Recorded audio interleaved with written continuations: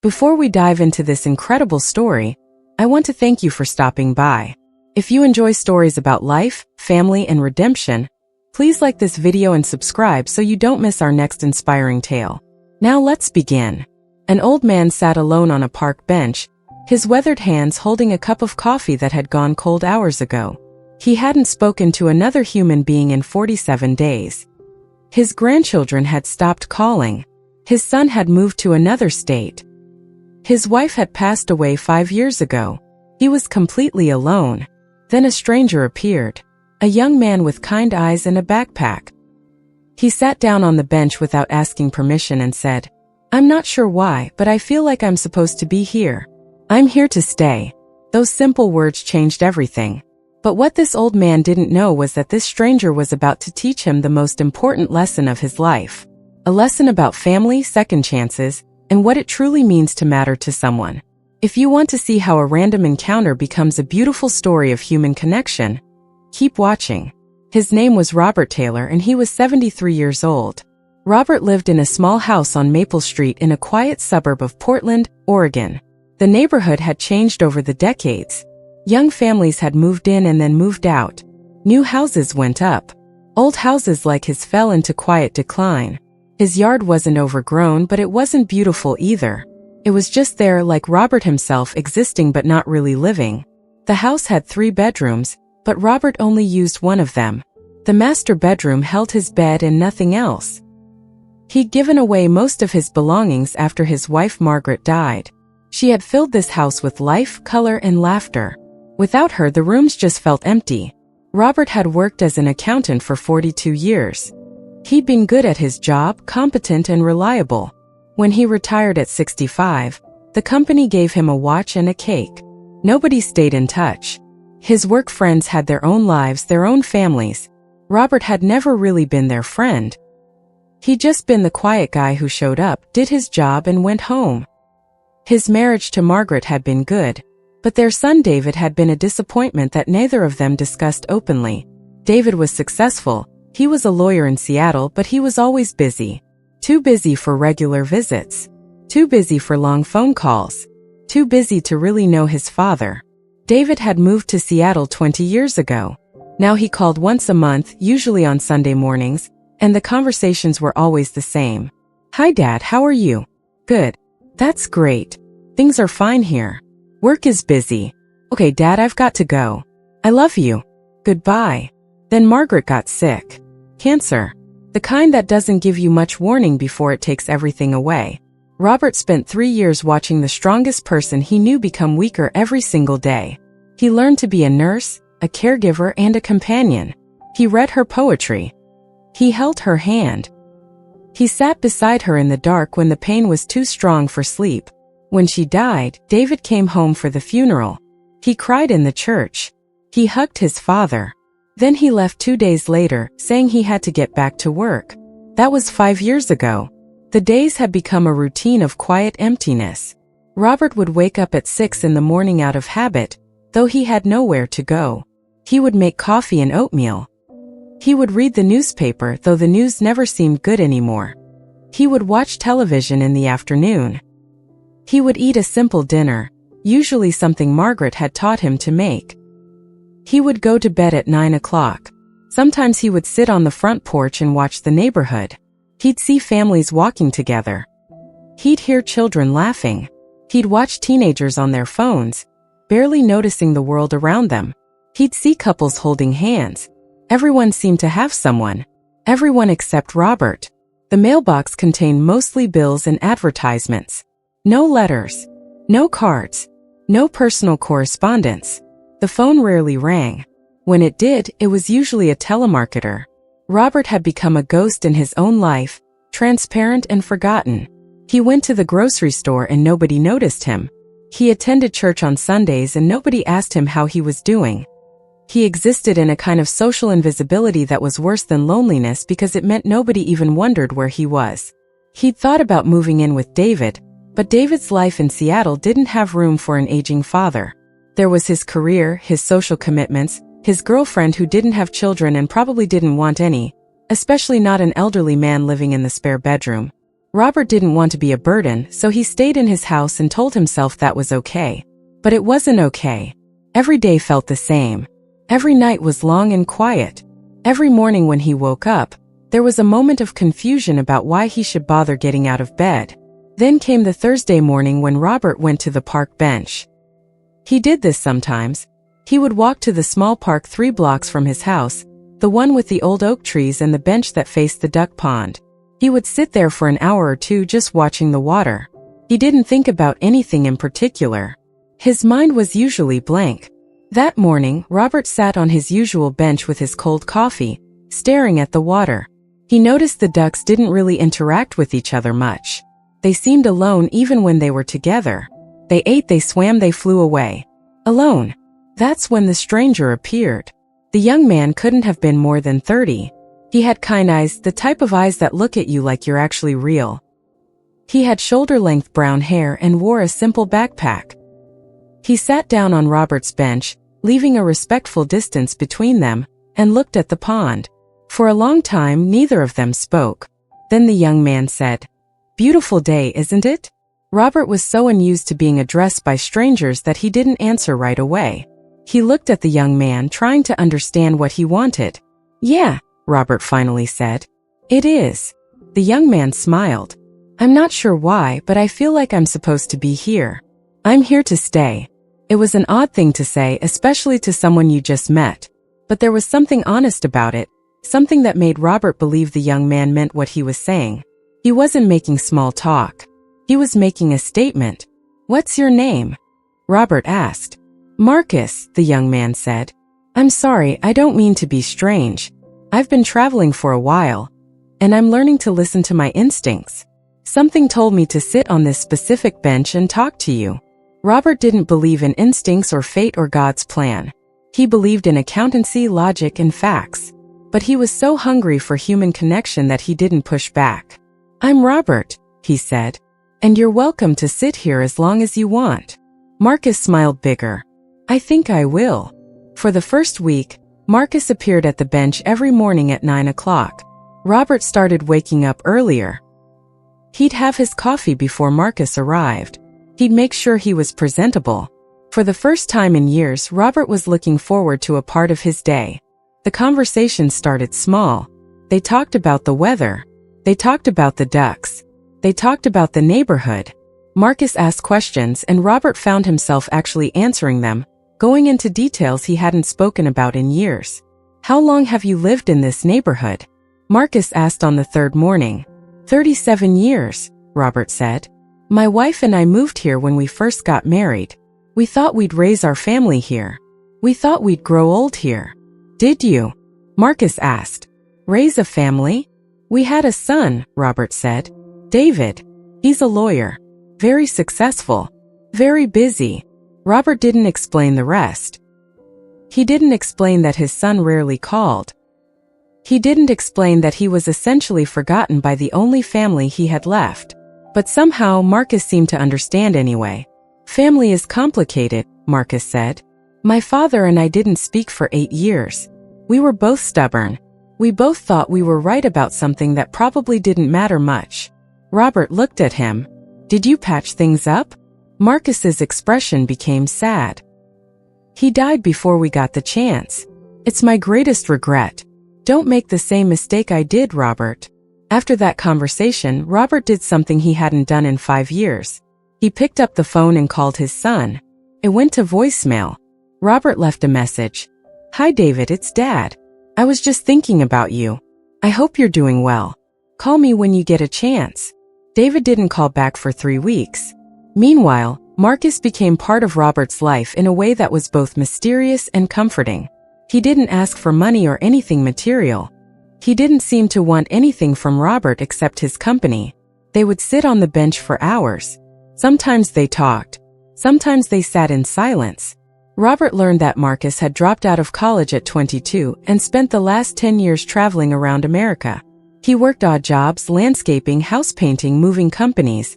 He never stayed anywhere longer than a few months. He said he was searching for something, though he couldn't quite explain what. "I've been looking for meaning," Marcus said one morning.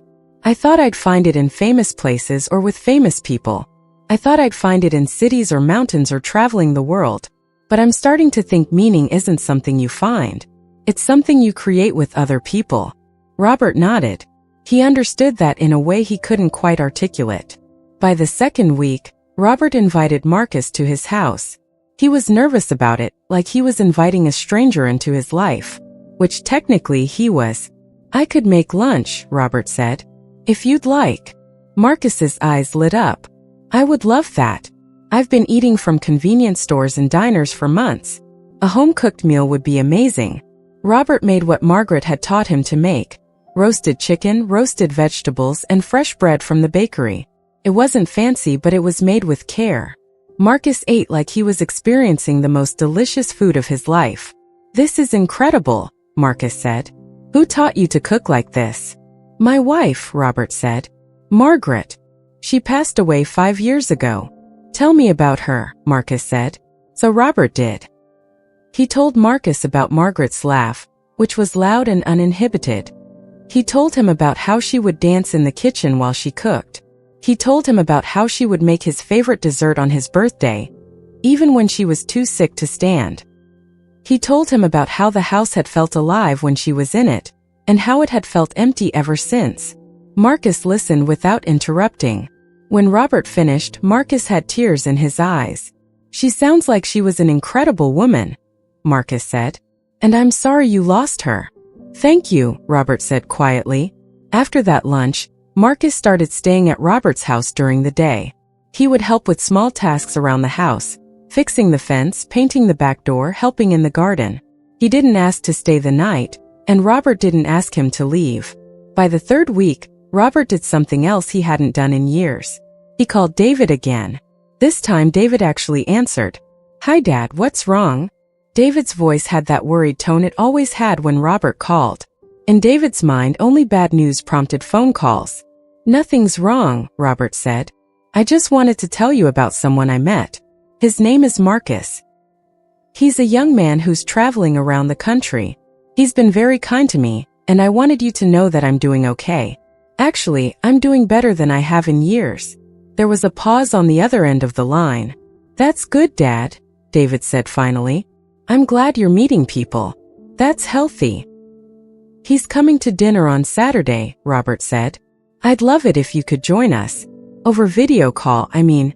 We could have dinner together that way. Another pause. Robert could almost hear David calculating whether he had time for this. I can probably do that, David said. What time? When they hung up, Robert felt something he hadn't felt in years, hope. Hope that maybe his son did care, even if he showed it in limited ways. Hope that maybe his life wasn't as empty as he thought it was. But by the fourth week, something changed. Robert noticed that Marcus seemed distracted. He would stare out the window for long periods of time. He would answer questions with one-word responses. He seemed to be withdrawing. Are you okay? Robert asked him one morning. Marcus didn't answer right away. Then he said, Robert, I need to tell you something, and I need you to promise you won't be angry with me. Robert's heart sank. He knew it. He'd known it was too good to be true. Marcus was leaving. He'd found some other place to go, some other person to help. What is it? Robert asked, bracing himself. I'm not who you think I am, Marcus said. I came to this park on purpose. I wasn't wandering randomly. I was looking for someone specific. Robert's chest tightened. What do you mean? Your son David hired me, Marcus said. He was worried about you.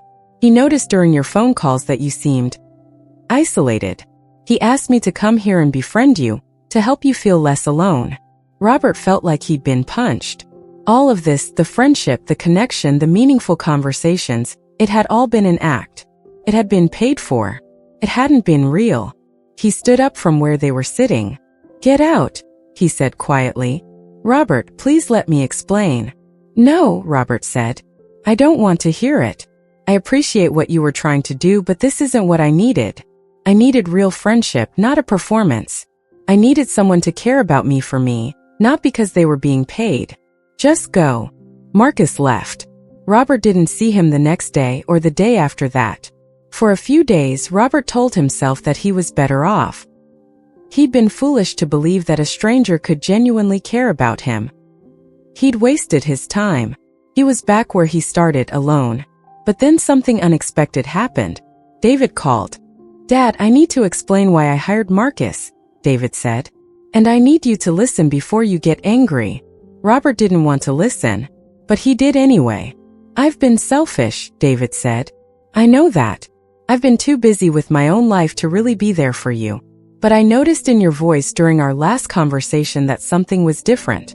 You sounded lonely in a way that scared me. I realized that I had been failing you. So I hired Marcus, but not to lie to you."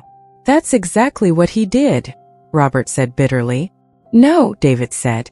"He was there to be a real friend. He wasn't paid to pretend. He was paid to go to a specific place, but the friendship was supposed to be real. And I think it was Dad. I think Marcus genuinely cared about you." "Then why did he lie?" Robert asked. "Because I was an idiot who made him promise not to tell you," David said. "And he waited as long as he could before telling you the truth. He told you because he respected you too much to keep lying. That's the opposite of what someone dishonest would do." Robert wanted to stay angry, but David's words were starting to make sense. Maybe Marcus had been real. Maybe his feelings about Robert had been genuine, even if the circumstances of their meeting weren't accidental. "There's something else," David said. "I took a leave from my work for 2 months. I'm coming to Portland and I'm moving in with you. Or if you'd rather I didn't, I'll get a hotel. But I'm coming home, Dad. I'm done being too busy for my own father." For the first time in 5 years, Robert cried. The next morning, Robert did something he hadn't done in a long time. He called Marcus. "I'm sorry I threw you out," Robert said. "And I'm sorry I was angry with you." "You have every right to be angry," Marcus said. "I should have told you from the beginning." "No," Robert said. "David was wrong to ask you to hide it, but you were right to eventually tell me the truth. That took courage." Robert paused. He was about to say something that scared him, but he said it anyway. "I want you to stay. Not here at the house, not permanently. But I want you to be part of my life. I want you to know David. I want us to be real friends, not a performance, not a job. Real friends." Marcus didn't say anything for a moment. Then Robert heard tears in his voice. "Robert, I would like that very much. That's actually what I wanted all along. I wanted to matter to someone. I've been traveling for so long because I was running from the realization that I didn't matter to anyone. And then I met you and suddenly I did matter. I still do, don't I?" "Yes," Robert said. "You do." When David arrived in Portland, Robert picked him up from the airport. His son looked older than Robert remembered, more tired. But when they hugged, it felt genuine in a way their previous interactions hadn't. "I'm sorry, Dad," David said. "I'm sorry for so many years of not being here." "I'm sorry too," Robert said. "I should have told you how lonely I was. I should have asked you to come home." That Saturday, Robert made a big dinner. He cooked roasted chicken and vegetables and bread, just like he'd done for Marcus weeks before. This time Marcus came to dinner. They sat at Robert's dining table, the three of them, and it felt like a family. David told stories about his work. Marcus shared stories about his travels. Robert told stories about Margaret, about his childhood, about his regrets and his dreams. They talked until midnight. They laughed. They told each other the truth.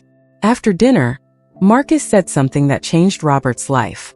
"Robert, I've been thinking about staying in Portland. I found a job doing landscaping work and it pays pretty well. I've been traveling for 10 years, and I think it's time for me to put down roots somewhere. Would it be weird if I rented an apartment near you? I'd like to keep being your friend if that's okay." David leaned back in his chair. "Dad, I've been thinking about this too. My firm has an office in Portland, and I asked if I could transfer. They said yes. I'm moving home." Robert couldn't speak for a moment. His eyes were full of tears. After 5 years of feeling like a forgotten shadow, he suddenly had a son who was choosing to come home and a friend who was choosing to stay. "Really?" Robert asked. "Really," David said. "I'm tired of the Seattle fast lane. I'm tired of missing my own father's life. I want to be here." 6 months later, Robert sat on the park bench again, but it was different now. Marcus was beside him and David was on his other side. They came here most Saturday mornings, though Marcus could have been working. He'd taken a job with a local landscaping company, and he was good at it. He was already being asked to manage other employees. "Do you remember," Robert said, "when Marcus first sat down on this bench and said he was here to stay?" "I remember," Marcus said. "You thought I was weird." "You were weird," David said, "but in a good way." They laughed. It was a comfortable laugh, the kind that comes from people who've built real history together. "I've been thinking about life," Robert said, "and I've realized something important. I spent so many years alone because I believed I wasn't worth anyone's time. I thought that after retirement, after losing Margaret, after becoming invisible to the world, I had nothing to offer anyone. But I was wrong." "You were wrong," Marcus agreed. "You offered me something I've been searching for my whole life. You offered me the chance to belong to something, to be part of a family. And you offered me the same thing," David said. "Watching you two together, seeing how Marcus showed up for Dad, even when he was just a stranger, that reminded me what matters. It reminded me that family isn't something you're too busy for. Family is the reason you make time for everything else." Robert nodded. "I learned something else too. Sometimes the people who matter most come into our lives unexpectedly. Sometimes they're strangers who sit down on a bench and say they're here to stay. And sometimes we have to lose people to realize how important the people we still have are."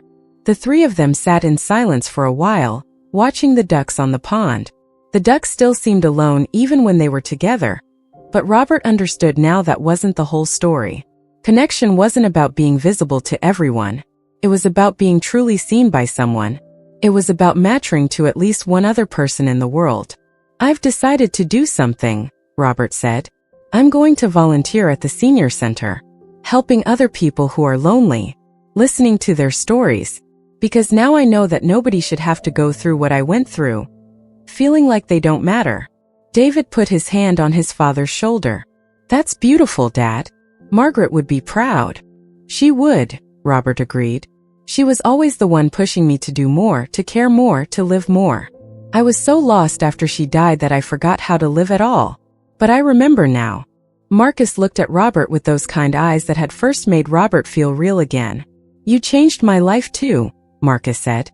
"I was running from place to place, thinking meaning was somewhere else, something bigger. But meaning is here. It's in real conversations. It's in showing up for people who need you. It's in letting people show up for you. It's in family. You're part of this family now," Robert said. "Not by blood but by choice. By showing up. By staying." That afternoon, Robert did something he'd never done before. He started writing down stories. Margaret's favorite recipes. Stories about their life together. Stories about the park. Stories about Marcus coming to the bench. Stories about David coming home. He wrote these things down so that when his time came, these stories wouldn't disappear. They would outlive him. They would matter. By the end of that year, Robert had become a fixture at the senior center. He listened to dozens of elderly people who felt alone and forgotten. He helped them understand that they mattered, that their stories mattered, that the time they had left mattered. And Marcus did stay. He and David worked together to renovate the old house that Margaret had loved. They painted the kitchen the same bright yellow it had been when Margaret was alive. They fixed the garden and brought it back to life. They filled the house with laughter and conversation again. 3 years later, David got married at that same park where Marcus had first met Robert. The ceremony was small and intimate. Marcus was his best man. Robert walked his son down the aisle. The woman David married had 2 children from her previous marriage, so suddenly Robert found himself a grandfather 3 times over. One Saturday morning, Robert sat on the park bench with Marcus, David, and David's 2 stepchildren, a girl of 10 and a boy of 8. "Why do we always come to this bench?" the girl asked. "Because," Robert said, "this is the most important place in my life. This is where I was given a second chance. This is where I learned that strangers can become family, and that being alone doesn't have to be permanent." He looked at the boy. "Let me tell you something that I've learned. Life doesn't always give you a second chance at the things that matter. Your father here, he almost missed his second chance with me. But luckily he figured it out. And now we're family in a way we never were before." The boy seemed to understand. Children always know when someone is telling them something true. That evening, after everyone had left, Robert sat alone in his house. It wasn't quiet anymore. There were family pictures on the walls. There were recent memories. David's wedding invitation. Marcus's business card. The children's school pictures. The house was full of life again. Robert thought about that morning on the bench, when a stranger had sat down beside him and changed everything with 7 simple words. "I'm here to stay." He realized that those words had a power he'd never understood before. They were a promise. They were a commitment. They were someone saying that despite the chaos, despite the difficulty, despite not knowing what the future would bring, they were choosing to stay. They were choosing to show up. They were choosing to make it work. That's what life really was, Robert understood now. It wasn't about fancy achievements or impressive titles or being visible to everyone. It was about the people who chose to stay. The people who showed up. The people who said, "I'm here and I'm not leaving." And it was about recognizing those people when they appeared and fighting hard to keep them in your life because they were rarer than diamonds. Hashtag Clapperboard final message and call to action. If this story touched your heart, if it made you think about the people in your life who matter, please like this video and subscribe to our channel so you don't miss our next story about human connection and second chances. We live in a world where loneliness is becoming an epidemic. Too many people sit at home feeling invisible, thinking nobody cares. But this story reminds us that one person can make all the difference. One person who shows up. One person who chooses to stay. If you know someone who is lonely, reach out to them. Don't wait. Don't think they're too busy or too proud. Just reach out. You might be the stranger who changes their life. Share your thoughts in the comments below. Have you ever had a stranger change your life? Have you ever been that stranger for someone else? Tell us your story. It might inspire thousands of people who need to know that they're not alone. And remember, sometimes the most important people in our lives come into it unexpectedly. Be ready to recognize them when they appear. Be ready to choose connection over isolation. Be ready to say, "You matter to me. I'm here to stay." Thank you for watching. Don't forget to like, subscribe, and hit the notification bell so you never miss another story. We'll see you next time.